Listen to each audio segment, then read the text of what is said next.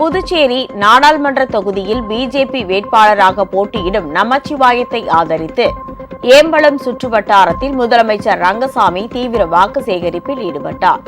அப்போது பேசிய அவர், மத்தியிலும் மாநிலத்திலும் ஒரே அரசு அமைந்தால்தான் ஆளுநர் நாம் சொல்வதை கேட்பார்கள் என முதலமைச்சர் ரங்கசாமி தெரிவித்தார்.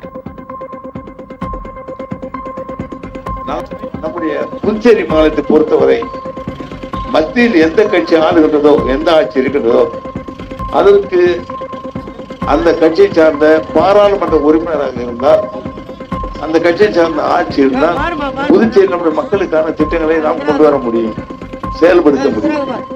அதனுடைய அடிப்படையில் தான் இப்ப நம்ம எல்லா திட்டத்தையும் செயல்படுத்திக் கொண்டிருக்கின்றோம்.